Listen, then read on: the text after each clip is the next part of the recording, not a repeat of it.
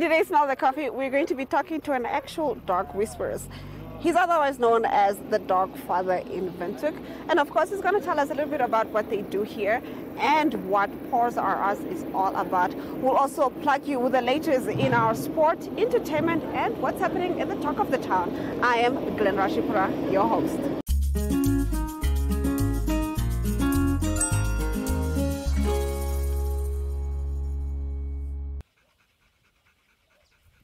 I'm sitting here with Matthew Ipinge, the dog father, and also the founder of Paws R Us. Yes. Wow. So he's going to delve into his background, who he is as a person, and just how you came to be, you're the head trainer at Dogs R Us, so how you came to be a dog trainer. So let's just get back to, who is Matthew Ipinge, Matthew is a very quiet guy that, I don't want to say I struggle to get along with people and I'm much better with animals, but over time with growing up, I realized I'm great with animals. So I felt confident enough that I could pursue a career and a business raising and taking care of people's dogs for them.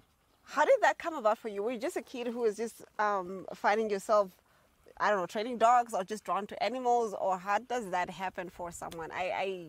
I'm not trying to No, yeah. I was drawn to animals, but I wasn't allowed to own a dog growing up. So I didn't have the privilege of being of growing up and having the freedom of owning my own dog. By the time I got to own my first dog ever, I was 27, I think. Yeah. And then almost 3 or 4 years after owning that guy, the dog passion had become a business. So a big part of why I came to invested my time in the dog passion was because I had run out of options. So I was in the corporate space for about 10 years. That was 3 separate jobs. And with each job, I was more and more miserable. And with each year, I was more and more miserable. And having quit my job, I quit that to do full-time studies. But the monster in my mind that led me to quit my job caught up to me at NAST when I went to pursue my full-time studies, because I didn't go and study to necessarily pursue a degree. It was more of societal standards dictating what is deemed to be important, pleasing my mother, because then, in as much as I left my stable job, I'm at least doing full-time studies, so she could still rest easy and so on. But it took me about 4 to 5 months. By month number 6, when it was time to write my exams and qualify for those, I knew that this is not what I want to do. I was really just showing up to show face. Almost like a zombie-like state, you know what I mean? Yeah, pretty much, yeah. A lot of people say that, especially when you have an inkling to your passion, doing something else just feels like killing yourself, killing the soul. And what sucked even more is I was paying out of pocket. So I was using my pension from the 10 years of corporate to pay for my studies at NAST. So with every month, I could see what I was left with, getting depleted and knowing that I don't want to be and here. I don't even like this, and I'm just doing this to please society. Basically, yeah. Wow, thank God that you decided to follow your passion, because here we are, and here we are with Paws R Us. Can you tell us a little bit about Paws R Us? How did you come to establishing the business? Paws R Us, I came to establish after, like I said now, I started just hitting the wall at NAS, and then the only thing that was constant in my life was the dogs. So it came to a point where mentally I was so unhinged that sometimes all I would do for about 6 months, all I could do was really wake up, feed my dogs and go back to my room. And fortunately at the time I would post on Facebook and on Snapchat. And I would just post regular stuff where I'd be walking my dog, or I would wash my dogs and just post that. Not even in the means of advertising as a business or anything like that. And people started to inquire, like, can you do that for my dog too? I'm like, well, I can try. I mean, I don't know if I can, but I can try. And once I realized that there's a bit of a gap where I can infiltrate, I isolated even more from everyone and everything, and took it was 6 months in total, the entire process, where I was just isolating, trying to see now, is this business venture possible? Can it be a business? If it is a business, which direction are we going to push it in? Are you going to be a trainer? Because now it seems like you're also good at a bit of everything. So on the training side, I'm good. On the medical side, I'm good.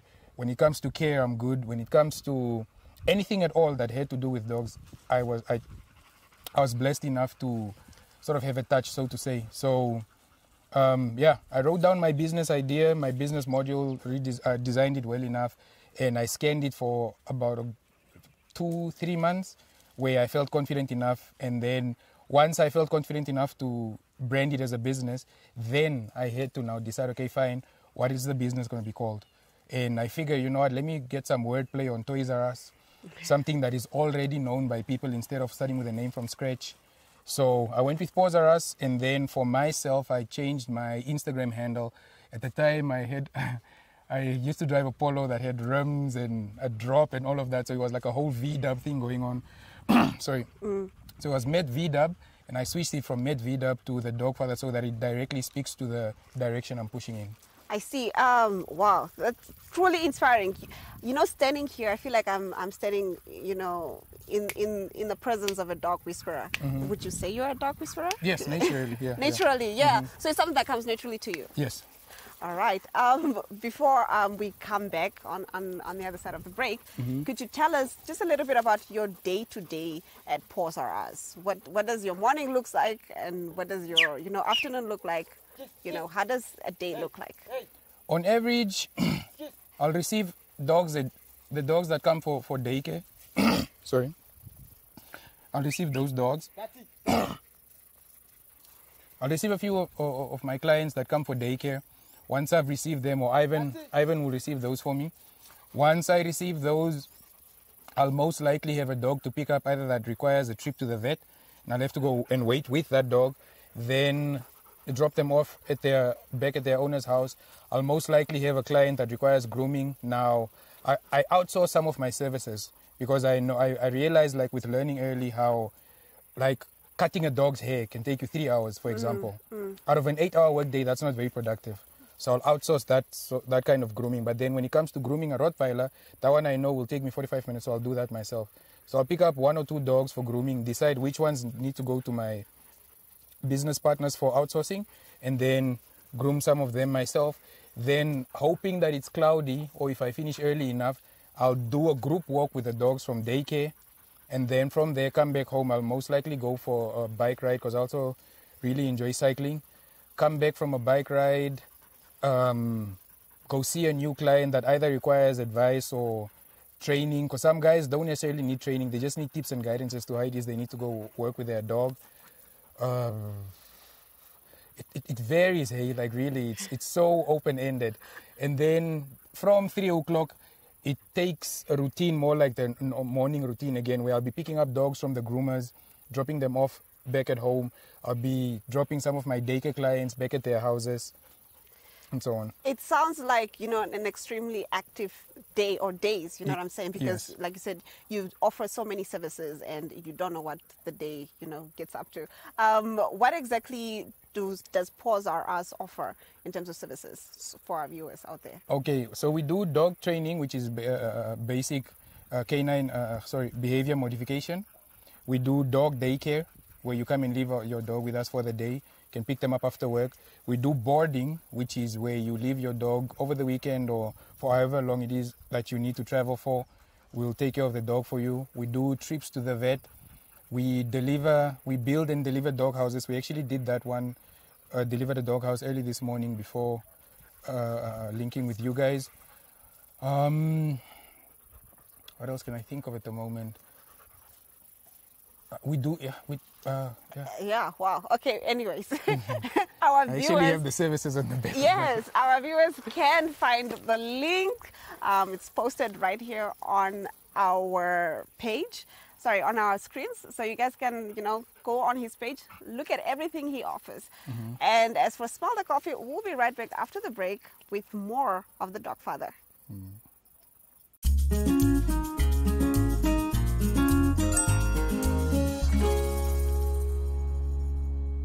Welcome to Namibia, where adventure meets tranquility. With Enjoy, you have access to a wide range of accommodations to suit every traveler's taste and budget. Experience the finest dining and hospitality Namibia has to offer. Booking your dream accommodation is just a few clicks away with Enjoy. Join thousands of happy travelers who have trusted Enjoy for their Namibian getaway. Your gateway to unforgettable Namibian adventures.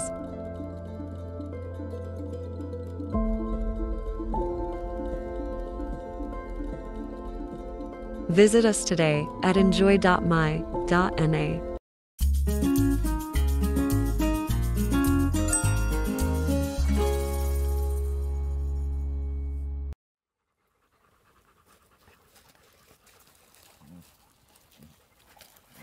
Now, Matthew here earlier on told us how he came to become a dog trainer, his journey, that brought you to, Paws R Us, which is very inspiring. Now, I want to know more about a dog trainer, and I actually want to just know a little bit more in terms of tips and and guidance, because I feel embarrassed standing next to you, because I feel like you know so much, and even the way you behave with the dogs, the way you're looking at them.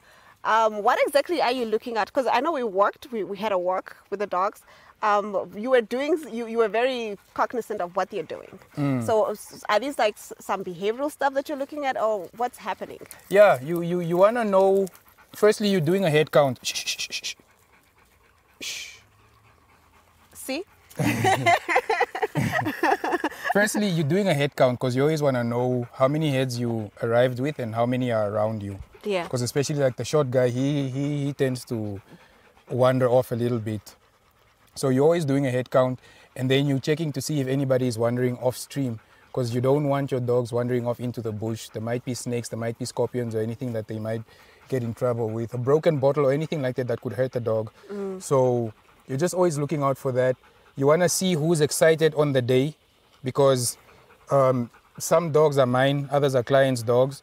So if a client's dog hasn't been walked in a while, for example, he's more likely to be excited on the day. So the odds of him listening to you at the first 10 minutes of the walk are very low. So you want to make sure, just check the excitement, make sure he doesn't wander off too far, because now with him wandering off very far, he is also likely to lead. Like some of the younger dogs are drawn to that excitement.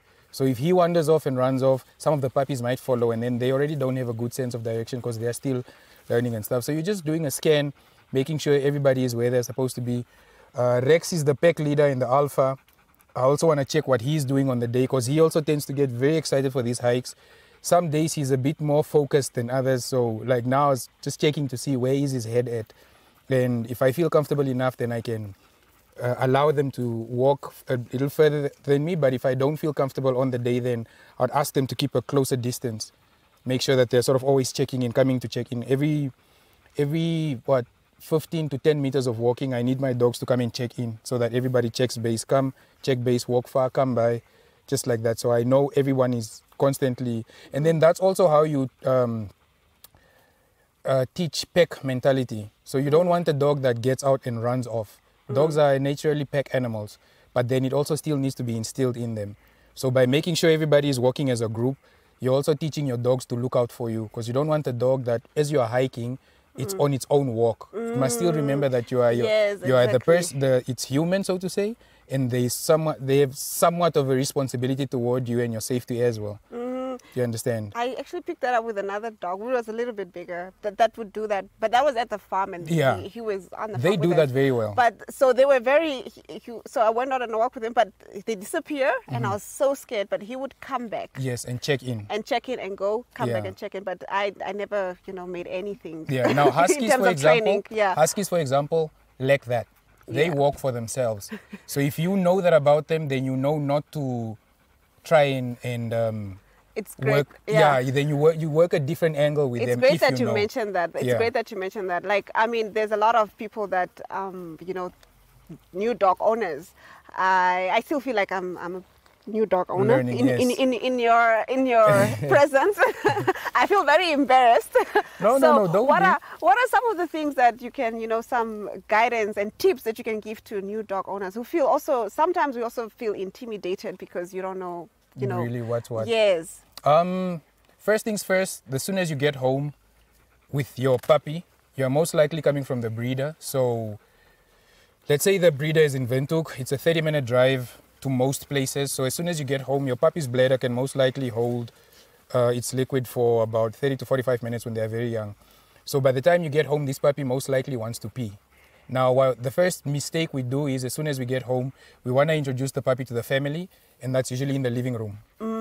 Everyone's excited to meet the puppy and so on. And he's going to pee there. And he's going to pee there. What did we just signal to the puppy? That it's okay to pee inside the house. Exactly. Now, 2 weeks later, the puppy's still peeing in the house. And you're angry. You are angry. You want to now start hitting the puppy. It's stupid. It's what? No.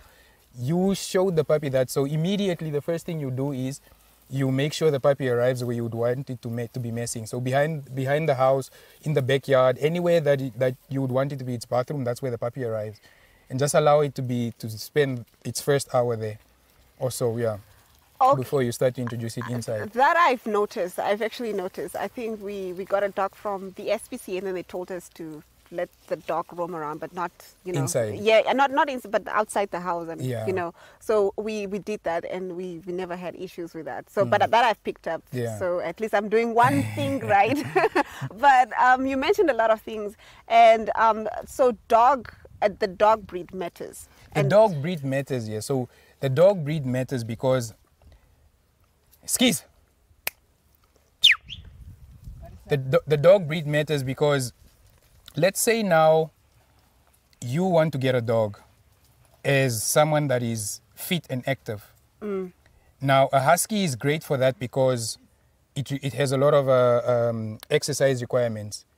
Except now, when you go hiking, you want a dog that is naturally inclined to want to protect you.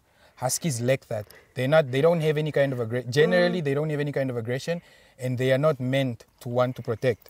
So you might want to get now something like a Rottweiler, maybe a pit bull if you are comfortable enough, and so on. If you're thinking protection, on the other hand, some people get a boer bull, but now you are fit and active, then you're thinking, I like to hike, I'd like a dog that can protect me from somebody or something in the bush, so I'm going to get a boer bull. So you get a boer bull for protection, but boer bull doesn't like to do fitness activities in as much as they protect very well. Do you understand? I see, yeah. Or you get 2 Labradors now. You figure, no, they're big looking. If I find somebody in the bush that tries to rob me, my Labradors will take care of me. No, they won't. They are genetically bred to be soft, to be nurturers, to be caretakers. In as much as they're big and they care for you and they love you, they don't have the mental capacity to be able to fathom that, this is danger, I need to protect my owner right now. So you look at your lifestyle, your personality. And are you someone that likes to sleep in? Yes, and see if it matches with the dog. If it matches with the dog, Pugs are lazy, for example, extremely lazy. They like to laze around, snore, sleep all of the time and stuff. So if you have a bit of a lazy personality, couch, you like to watch TV and so on, that's a great dog for you. Your dog. They walk for 5 minutes and they are done. Guys, this is speaking as someone who has a pug, so I can attest to that. Yeah. So your personality needs to align with the dog's breed and the personality as well. I totally agree with that. Yeah.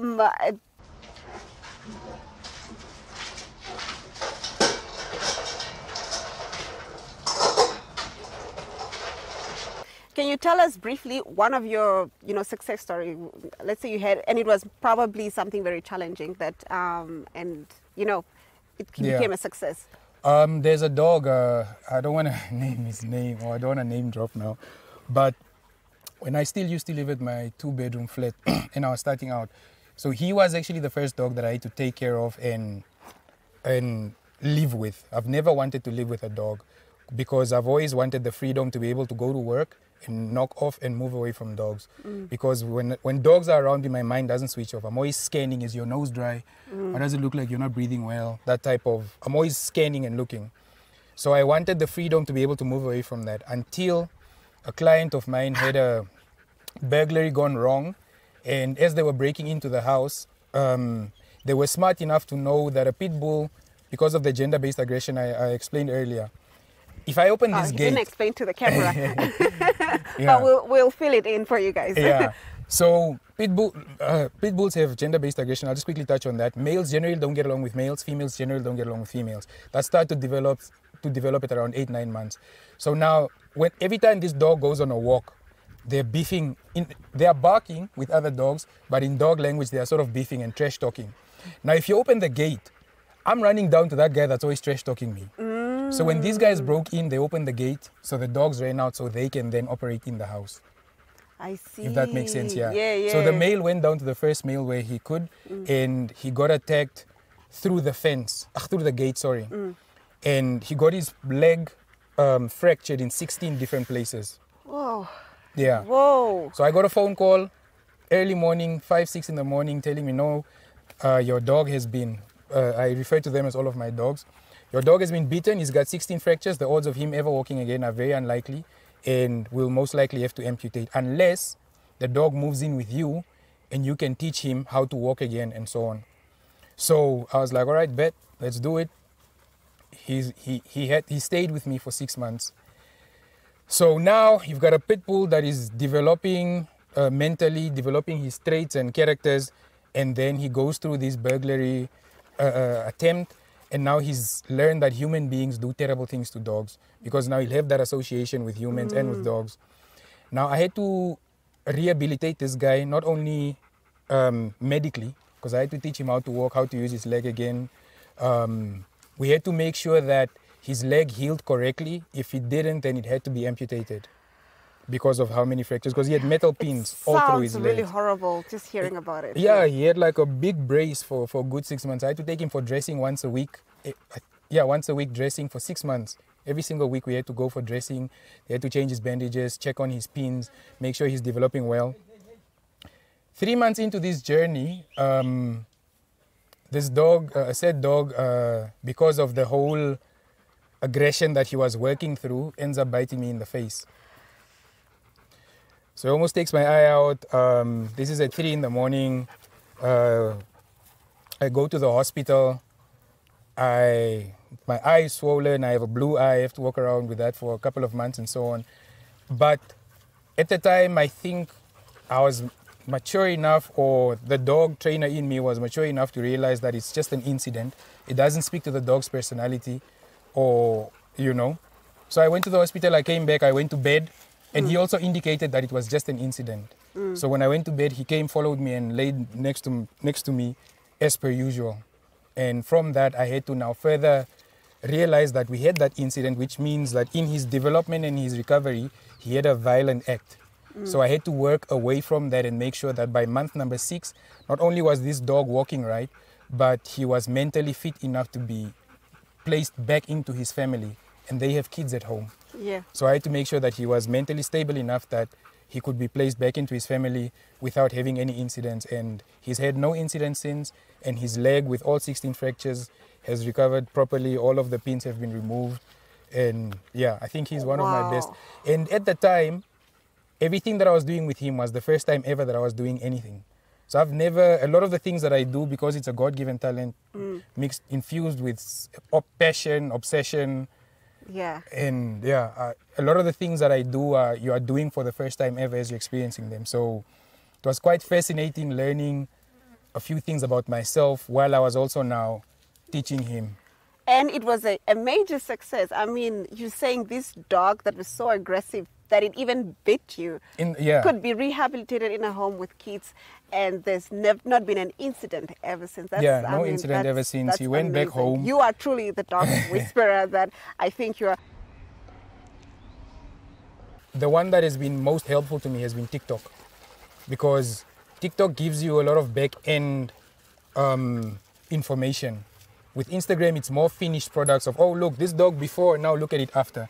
But with TikTok, you have a lot of accounts where people are very unselfish with information, and they are willing to share, okay, now this is how you move from this step to this step, and this is how you move from this step to this step.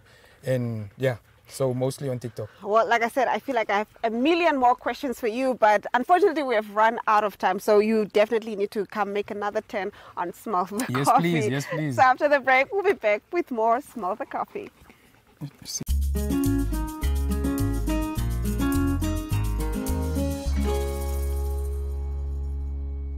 It's now that time to take a look at what's happening in the community. Let's take a look at our Talk of the Town.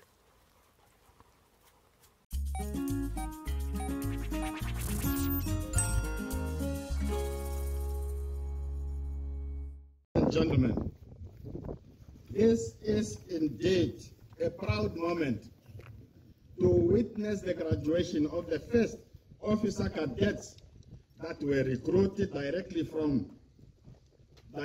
upon completion of their secondary education.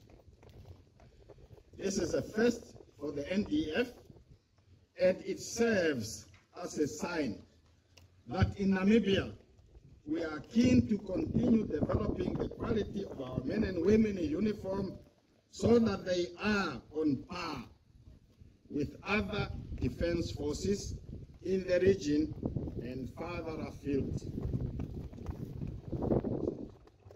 Therefore, this is a significant development that buttresses our efforts to build a modern and well-equipped NDF.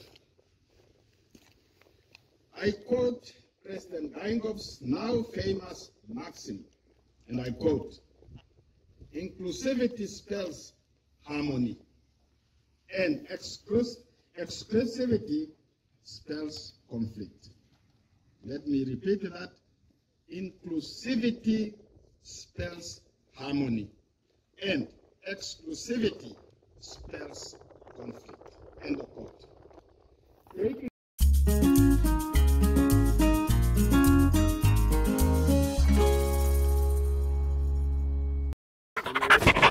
Well, I'm hoping Pausa has also, kidnaps me for a day. But from me, Glenn Rashipura, they say all good things must come to an end. With that, we've come to the end of the broadcast. Thank you for joining us on this beautiful Saturday morning.